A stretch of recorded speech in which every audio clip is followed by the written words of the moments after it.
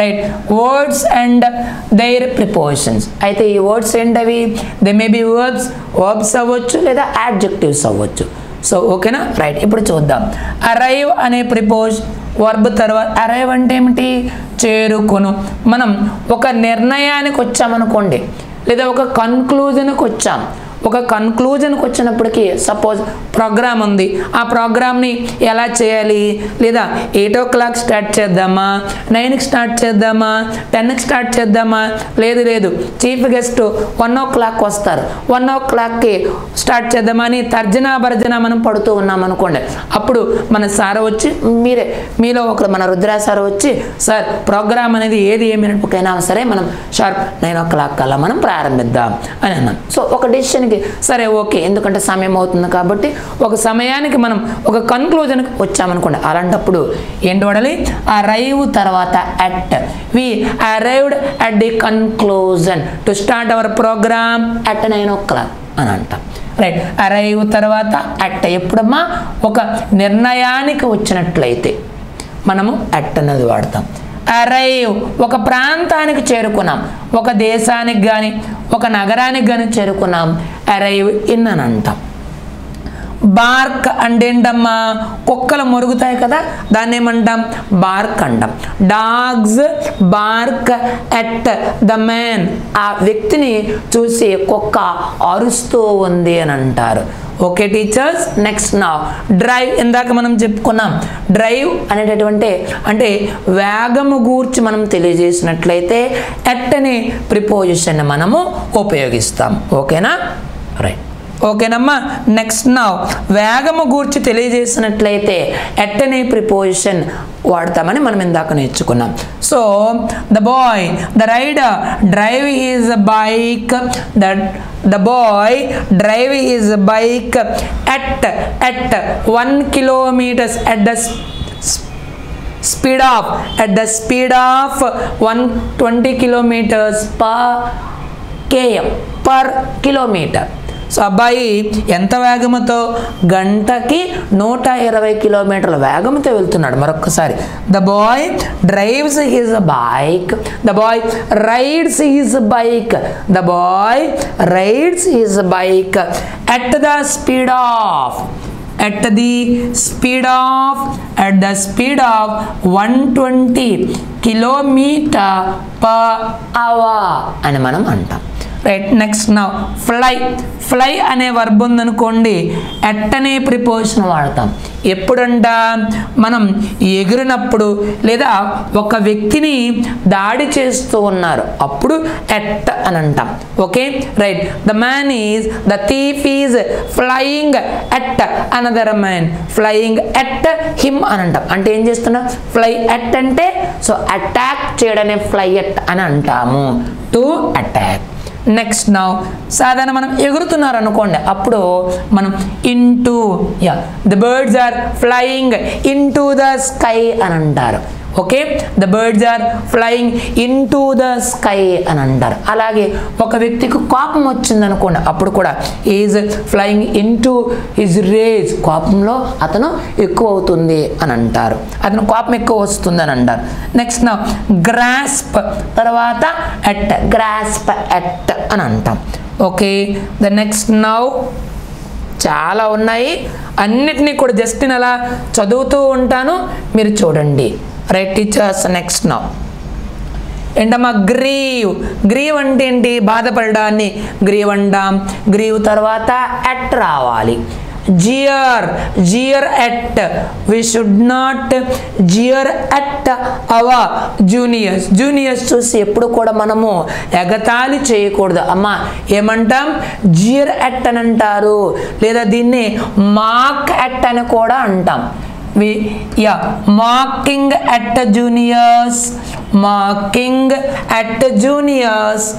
mocking at juniors is a bad one is bad so junior ను చూసి మనం ఎగతాళి చేయడం అనేది అది చెడ్డ పద్ధతి మంచి పద్ధతి కాదు జీర్ ఎట్ అన్నా జస్ట్ ఎట్ అన్నా మాకింగ్ ఎట్ అన్నా ఒకటి మరొకసారి ఏం చెప్పానమ్మా జీరెట్ అంటే ఎగతాళి చేయడం do not jeer at looking women.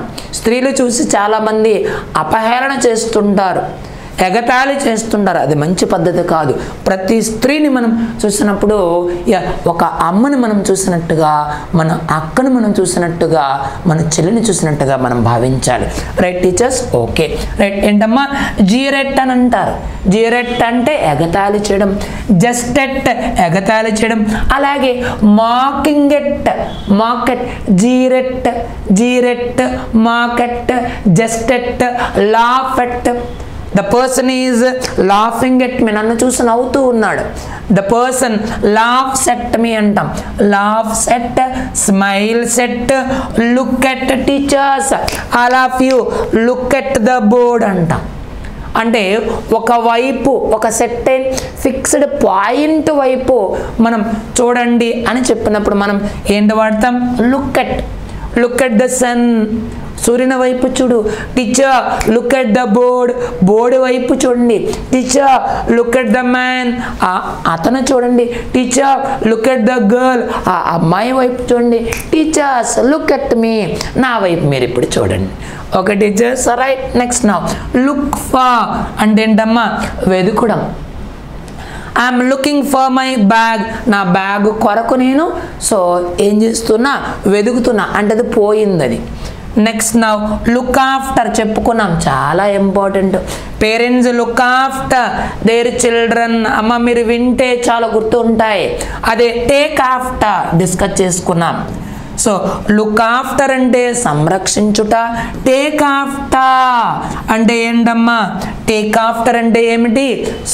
To have resemblance, పోలికల్ని కలిగి ఉండడాన్ని టేక్ ఆఫ్టర్ అంటాం. టెక్స్ట్ వాళ్ళు పెట్టది. I take after my mother, she takes after her father. ఆమె వాళ్ళ నాన్నగారిలా ఆమె ఉంటుంది. నెక్స్ట్ నౌ అది లుకింగ్ ఆఫ్టర్ అంటే ఏంటమ్మా? సంరక్షించు. టేక్ ఆఫ్టర్ అంటే ఏంటి? To have resemblance. ఒకరి యొక్క టు హ్యావ్ రెజెంబ్లెన్స్, ఒకరి యొక్క పోలికల్ని కలిగి ఉండడాన్ని టేక్ ఆఫ్టర్ అని అంటాం. లుక్ ఇంటూ అంటే పరీక్షించుట. The scientist is looking into his experiment. శాస్త్రవేత్త అతని యొక్క ప్రయోగం ఏదైతే ఉందో ప్రయోగాన్ని పరిశీలిస్తూ ఉన్నారు. The scientist is looking into his experiment. And looking into అంటే చాలా తీక్షణముగా పరిశీలించడాన్ని, పరీక్షించడాన్ని లుకింగ్ ఇంటూ అని అంటాం. చాలా ఇంపార్టెంట్. లుక్ త్రూ అంటే ఏమిటి? ఎస్ పరీక్షించడం. లుక్ త్రూ అన్నా లేదా లుక్ ఇంటూ అన్నా ఒక్కటే, పరీక్షించడం. నెక్స్ట్ లేదా తిరగేయు అని అర్థం కూడా ఉంది. నెక్స్ట్ నా పాయింట్ ఏ గన్. ఎట్ అని వాడతాం. He is pointing the gun at me. అతను గన్ని నా దగ్గర పాయింట్ చేస్తున్నాడు. పేల్ చేస్తా, కాల్ చేస్తాను అంటున్నాడు. 9th క్లాస్లో మనకు వస్తుందమ్మా. 9th క్లాస్ ప్రజెంట్ CBSEలో. ఓకేనా right. Point a gun at అని అంటాం. తర్వాత నెక్స్ట్ బిట్. నెక్స్ట్ చూడండి 16th one 15 అయ్యాయి. జస్ట్ అలా జస్ట్ వినండి. Or else make a note. ఫటాఫట రాసేసుకోండి. ప్రిసైడ్ అంటే ఏంటంటే అధ్యక్షత వహించుట. గతసారి మనకు ఒకసారి బ్యాంక్ ఎగ్జామ్స్లో ఈ బిట్ రావడం జరిగింది. ప్రిసైడ్ తర్వాత 2 ప్రిపోజిషన్స్ వాడతాం. ఎట్ వాడతాం, ఓవర్. ప్రిసైడ్ ఓవర్ అంటే ఏంటంటే ఒక మీటింగ్కి మనం అధ్యక్షత వహించడాన్ని ప్రిసైడ్ ఓవర్ అంటాం. Now I would like to invite to our chief guest to preside over the meeting అని అంటాం. అంటే ఈ మీటింగ్ని అధ్యక్షత వహించమని చీఫ్ గెస్ట్ గారిని అతన్ని వేదికపైకి ఆహ్వానిస్తూ ఉన్నాను అంటాం. I would like to invite to our chief guest on to the dais. జాగ్రత్తగా I would like to invite to our chief guest on to the dais on to the dais to preside over the meeting.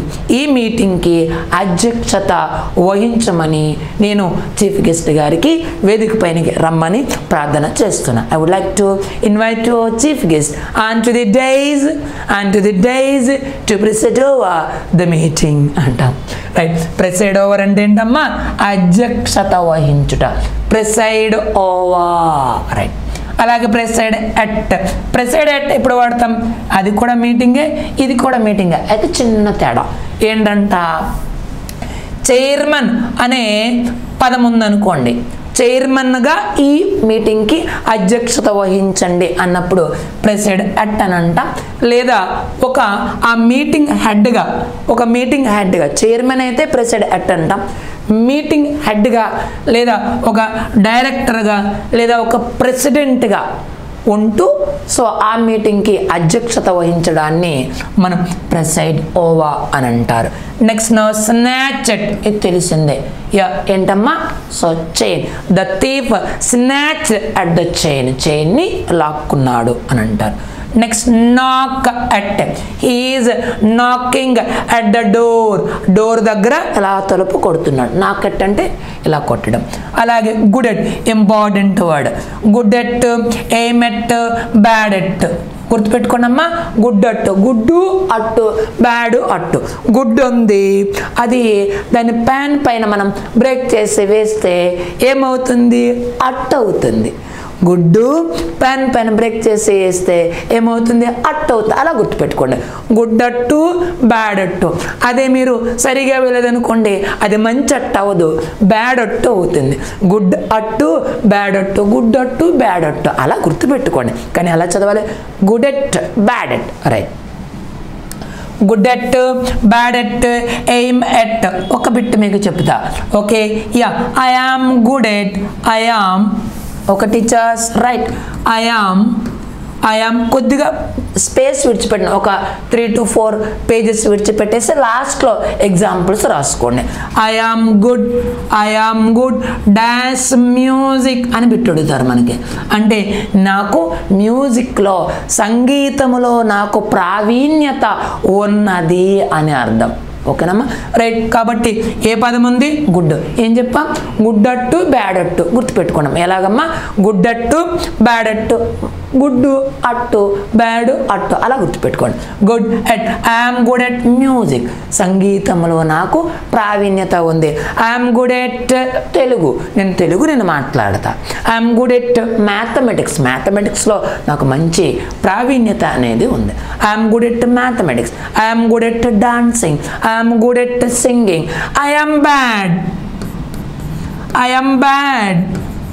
I am bad at mathematics. నిజంగా చెప్తున్నానమ్మా, I'm bad at mathematics. ఎప్పుడు కూడా I'm really proud to say, నాకు గొప్పగా ఉంది. Right teachers, ఇప్పటికి కూడా నాకు tables రావు, నిజంగా చెప్తున్నా. Right, so I'm bad at mathematics, నాకు మ్యాథమెటిక్స్ నాకు రావు, ఉన్న నిజాన్ని నేను ఒప్పుకుంటున్నా. Okay teachers, right. I'm bad at mathematics. I'm good at Telugu. I'm good at music. I'm good at drawing, బొమ్మలు బాగా గీస్తా, బొమ్మలు గీయడంలో ప్రావీణ్యత ఉంది. ఐఎమ్ బ్యాడ్ అట్ మ్యాథమెటిక్స్ ఒక్క ముక్క రాదు, అందుకని ఇంగ్లీష్ టీచర్ అయిపోయాయి. Right, I'm bad at mathematics నాకు రాదు అని అర్థం. అలాగే ఎయిమ్ ఎట్, ఏంటమ్మా? ఎయిమ్ ఎట్, ఎప్పుడు కూడా hour aim should B always at a golden bird అని మనకు ఒకటి ఉంది. Hour aim should be always dash a golden bird.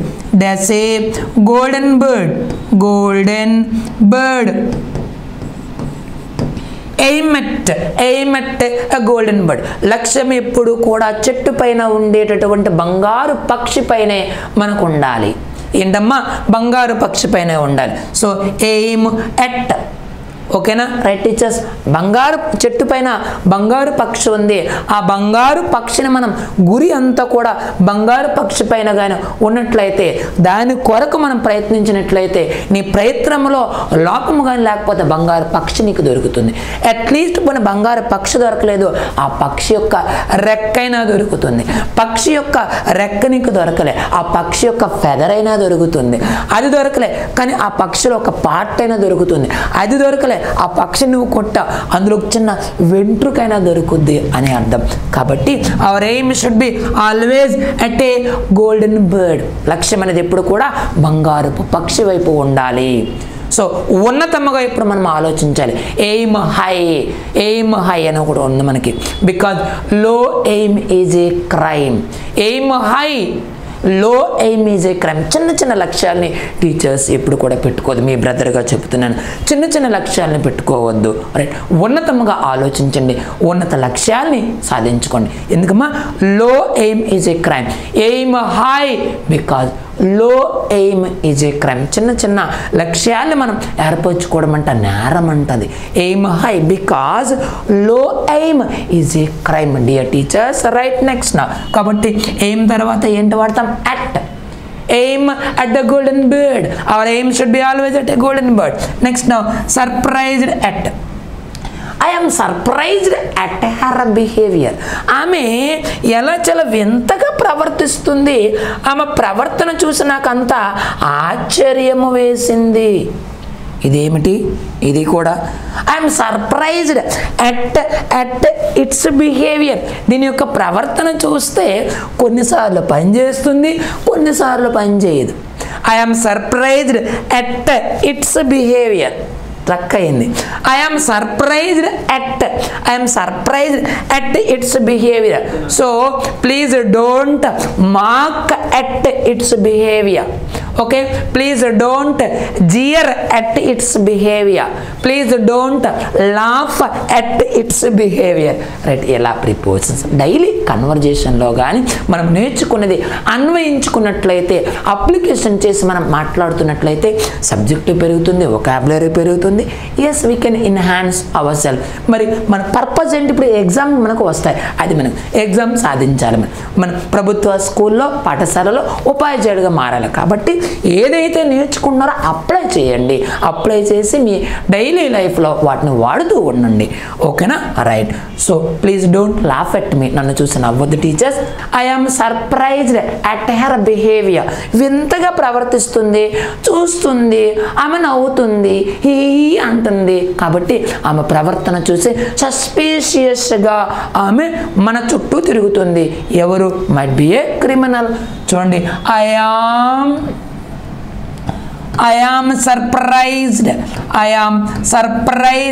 dash her behavior ఆమె ప్రవర్తన చూస్తే నాకు ఆశ్చర్యం కలుగుతుంది I'm surprised at her behaviour అంతే నెక్స్ట్ నా clever at same good at ఒక దాంట్లో మనకి ప్రావీణ్యత ఉన్నట్లయితే గుడ్ ఎట్ అని అంటాం okay he is good at drawing William Shakespeare is good at writing novels. He is good at literature. Okay, Leonardo DiCaprio is good at drawing. Okay, right, next now SP Balasubramaniam is good at singing. Next, clever at I am clever at drawing pictures. I am clever at mathematics. I am clever at Telugu. Next bad అయిపోయింది కదా good అట్టు bad అట్టు అయిపోయింది slow తర్వాత కూడా ఏంటి వాడతాం at అనే ప్రిపోజిషన్ వాడతాం ఈజ్ స్లో అట్ రైటింగ్ ఈ స్లో అట్ రైటింగ్ అంటాం నెక్స్ట్ క్విక్ తర్వాత కూడా at good at bad at clever at ఓకేనా గుర్తుందమ్మా good at bad at clever at slow at స్లోకి ఆపోజిట్ క్విక్ స్లో క్విక్ అలాగే గుడ్ బ్యాడ్ క్లవర్ చూడండి ఎన్ని వచ్చాయి good at bad at clever at jeer at mark at smile at laugh at okay అలాగే slow at quick at good at bad at clever at surprised at okay right next ఇప్పటి వరకు యాక్ట్తో మనం act ఏ verbs ఏ అడ్జెక్టివ్స్ ఫాలో అవుతుందో నేర్చుకున్నాం. Next now let us move on to by అనే ప్రిపోజిషన్ ఎక్కడెక్కడ మనకి వస్తుందో ఇప్పుడు మరికొన్నిటిని మనం ఇప్పుడు చూద్దాం. రైట్ నెక్స్ట్ నౌ ఏంటమ్మది by.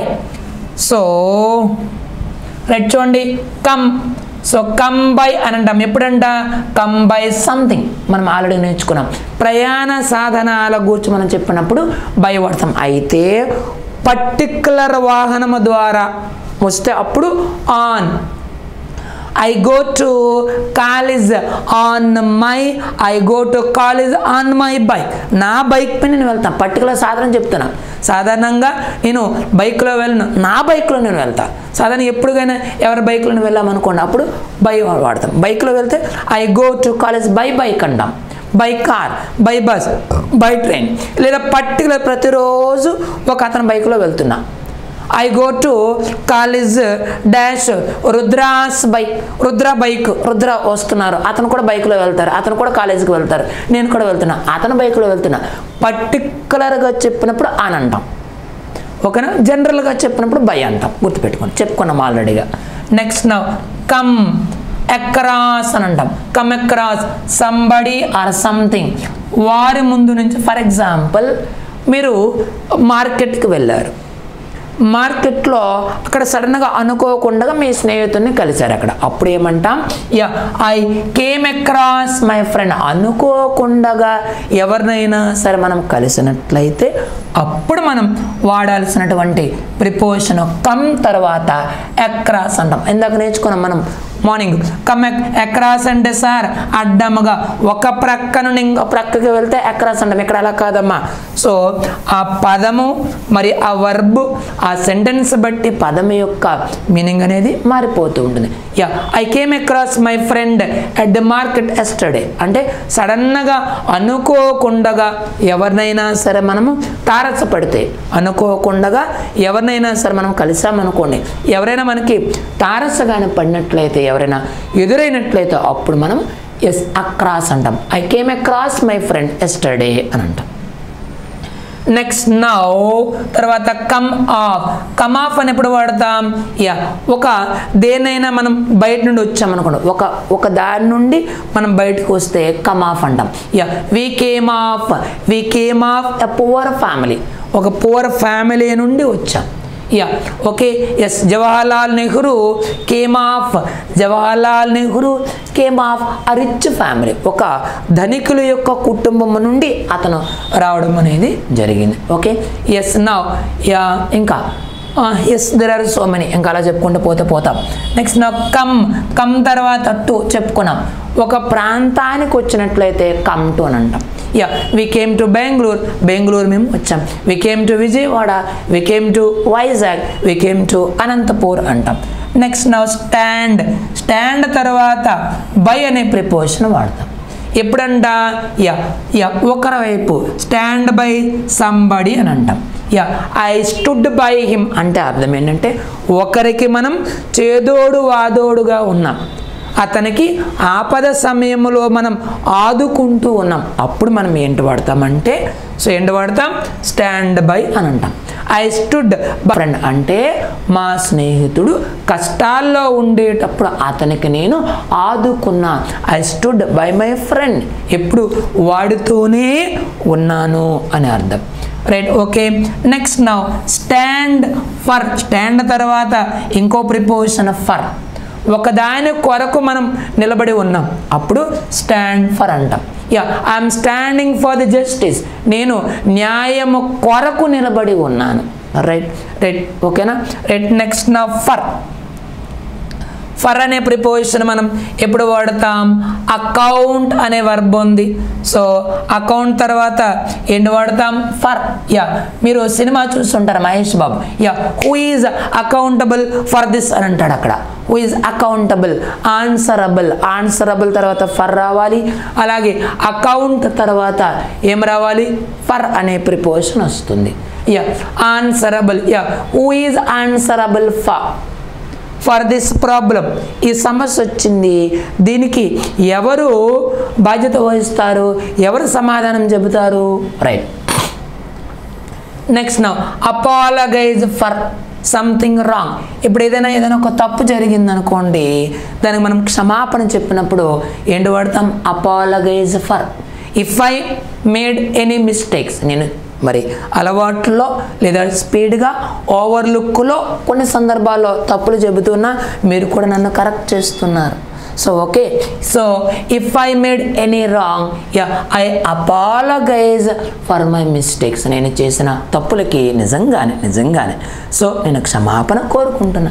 I apologize for my wrongs. I apologize for saying the wrong answers. Wrong answers చెప్పినందుకు నేను క్షమాపణ కోరుకుంటున్నా. రైట్. నెక్స్ట్ నా అపాలగైజ్ టు. ఎప్పుడైనా ఒక విషయం గాని గురించి చెప్తే అపాలగైజ్ ఫర్ అంటాం. ఒక వ్యక్తికి క్షమాపణ గాని కోరుకున్నట్లయితే అప్పుడు apologize to. I'm apologizing to my brother. I apologized to my friend. అమ్మ చూడండి, అపాలగైజ్ వర్బ్ తర్వాత ఒక యాక్షన్ ఉంది. ఏదో ఒక పని చేసాం, దానికి మనం తప్పు చేసాం, ఒక యాక్షన్ గానే ఉంటే అప్పుడు apologise for. I'm apologizing. I apologize for the mistake. I apologize for the mistake. ఆ తప్పు చేసినందుకు క్షమాపణ కోరుకుంటా. జాగ్రత్త. I apologize for the mistake. తప్పు చేశా కాబట్టి క్షమాపణ కోరుకుంటున్నా అంటున్నాం. నెక్స్ట్ అపాలగైజ్ అనే వర్బ్ తర్వాత అక్కడ మీకు మిస్టేక్ అనేది లేదు, లేదా ఒక సంథింగ్ అనేది లేదు. ఏముంది అక్కడ? సంబడి అని ఉంది, లేదా ఒక అథారిటీ, ఒక పర్సన్ ఉంది. చూడండి, I apologise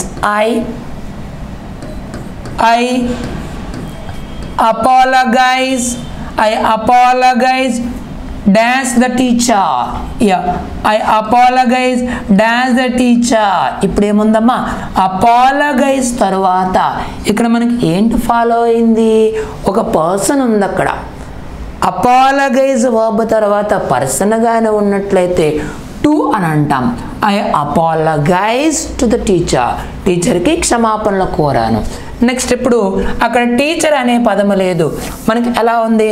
I apologize mistake. నేను ఒక తప్పు చేశాను, అప్పుడు ఏంటంటాం? సో పర్సన్ గానే ఉంటే టు వాడాలి.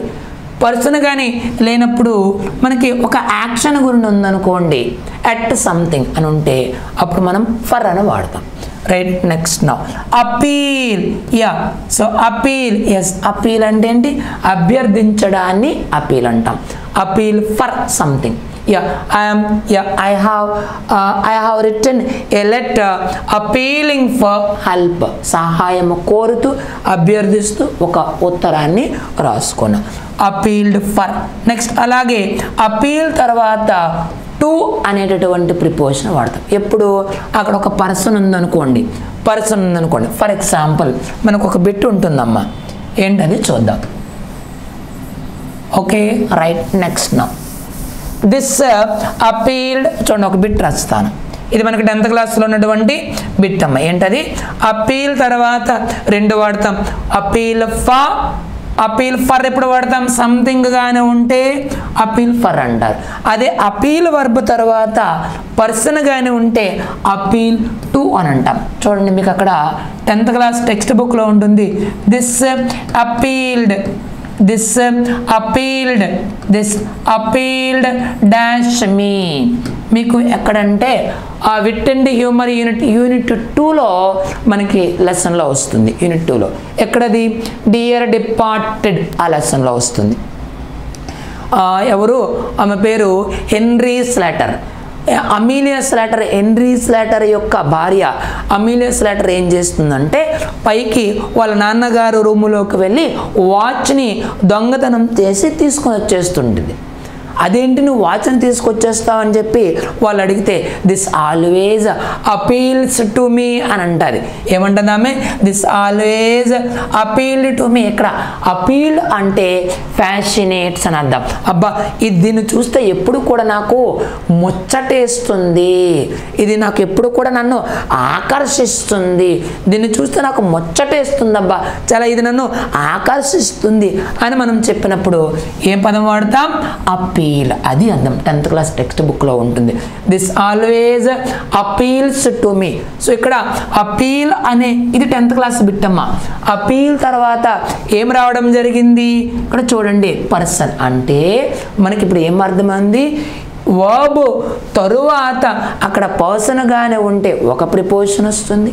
పర్సన్ కాకుండా ఏదైనా సంథింగ్, ఒక యాక్షన్ కానీ, ఒక ఐడియా కానీ, ఒక ఆలోచన కానీ అట్లా ఏమైనా ఉంటే అప్పుడు ప్రిపోజిషన్స్ అనేవి మారుతూ ఉంటాయి. రైట్. కొద్దిగా ప్రాక్టీస్ కానీ చేస్తే practice makes man perfect. This always appeals to me అని ఆమె ఎవరు?